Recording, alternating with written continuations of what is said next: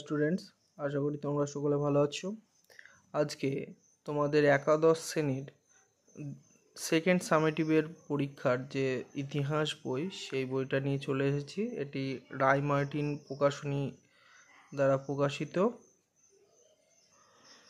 গত বছরের যে রায় মার্টিনের তোমাদের 11 ক্লাসের ইতিহাস বইটি ছিল, সেটি যথেষ্ট প্রশংসার দাবি রাখে। খুব সুন্দর ছিল বইটি।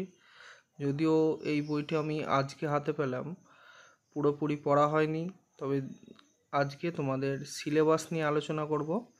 সেকেন্ড সামেটিভে তোমাদের যে সিলেবাস থাকবে এবং কীরকম প্রশ্ন হবে সেগুলো আজকে একটু আলোচনা করে দেব, যাতে তোমাদের পরবর্তী ক্ষেত্রে কোনো রকম অসুবিধা না হয়। দেখে নাও তাহলে। তোমাদের এখানে তোমরা সকলেই জানো যে সেকেন্ড সামেটিভেও তোমাদের 40 নম্বরে পরীক্ষা হবে। প্রথম অধ্যায় যে ইউনিট 4 অর্থাৎ নেচার অফ স্টেট বা বাংলায় হচ্ছে রাষ্ট্রের প্রকৃতি। তাহলে প্রথম অধ্যায়ের নাম হচ্ছে তোমাদের নেচার অফ স্টেট অর্থাৎ রাষ্ট্রের প্রকৃতি। এই অধ্যায় থেকে কিন্তু তোমাদের টোটাল 15 নম্বর থাকছে। এবং পঞ্চম অধ্যায় যেটা চেঞ্জিং ট্র্যাডিশন, পরিবর্তনশীল ঐতিহ্য, বাংলা অর্থ হচ্ছে পরিবর্তনশীল ঐতিহ্য, এই অধ্যায় থেকে 10 নম্বরে প্রশ্ন থাকছে। এবং 6 নম্বর অধ্যায় যেটা ইউনিট 6 এক্সপেন্ডিং হরাইজন, প্রসারিত দিগান্ত, ঠিক আছে, এক্সপেন্ডিং হরাইজন যেটা আছে, এখান থেকেও 15 নম্বর প্রশ্ন থাকছে। তাহলে প্রথম অধ্যায় থেকে থাকছে তোমাদের 15 নম্বর কোশ্চেন, দ্বিতীয় অধ্যায় থেকে থাকছে 10 নম্বরের কোশ্চেন, এবং তৃতীয় অধ্যায় থেকে 15 নম্বরের কোশ্চেন থাকছে। তাহলে তোমাদের এই যে 3টে অধ্যায় থাকছে, রাষ্ট্রের প্রকৃতি, পরিবর্তনশীল ঐতিহ্য ও প্রসারিত দিগন্ত, তাহলে এই 3টে অধ্যায়ের ওপর 40 নম্বরে পরীক্ষা হবে।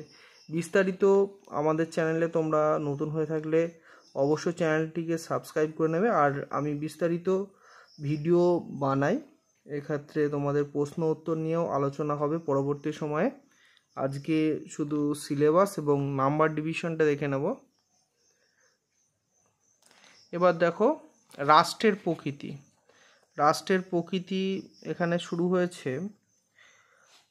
রাষ্ট্রের প্রকৃতি এখান থেকে শুরু হয়েছে, প্রথম অধ্যায় নেচার অফ স্টেট। এখানে প্রশ্নগুলি কীরকমভাবে থাকবে একটু আলোচনা করে দিচ্ছি।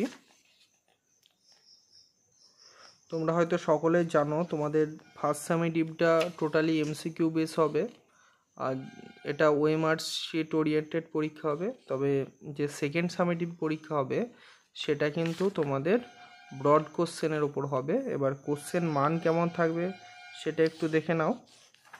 তোমাদের কোশ্চেন মান থাকবে মান 3, পূর্ণমান 4 ও পূর্ণমান 8, মানে মান 3, 4 এবং 8-এর প্রশ্ন তোমাদের থাকবে এবার পরীক্ষায়, ঠিক আছে। আর প্রথম অধ্যায় থেকে যে 15 নম্বর হবে, মান 3, 4 এবং 8 নম্বর মিলিয়ে 15 নম্বর থাকবে প্রশ্ন, ঠিক আছে। এর পরবর্তী সময় বিস্তারিত আলোচনা হবে। দ্বিতীয় অধ্যায়টা একটু দেখে নাও, দ্বিতীয় অধ্যায়ে কেমন প্রশ্ন থাকবে। দ্বিতীয় অধ্যায় আগেই বলেছি 10 নম্বরের প্রশ্ন থাকবে। তো দ্বিতীয় অধ্যায়ের কত মান কীরকম কি আছে একটু দেখে নি চলো। দ্বিতীয় অধ্যায়ে এখানে দেখো কোশ্চেনগুলো যথেষ্ট বইটা ভালো করেছে, সাজেস্টিভভাবে দিয়ে আছে কোশ্চেনগুলো।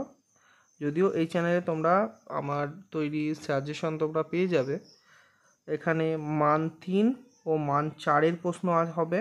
এই অধ্যায় থেকে কোনো রকম 8 নম্বরের কোশ্চেন হবে না, ঠিক আছে। তাহলে প্রথম অধ্যায়ে মান 3, 4 এবং 8 নম্বরের কোশ্চেন থাকবে। আর দ্বিতীয় অধ্যায় কি থাকছে, মান 3-এর কোশ্চেন থাকছে, 4-এর কোশ্চেন থাকছে। চলো শেষ অধ্যায়টা দেখে নিই। তোমাদের যে শেষ অধ্যায় প্রসারিত দিগন্ত, চলো দেখে নিই। এখানেও কিন্তু তোমাদের প্রথম অধ্যায়ের মতো মান 3, 4 এবং 8-এর কোশ্চেন থাকবে। তাহলে তোমরা দেখতে পেলে যে তোমাদের কিন্তু শুধু 8-এর নয়, 4 ও 3 নম্বর কোশ্চেনও থাকবে, ঠিক আছে, তাই ভয় পাওয়ার কোনো কারণ নেই।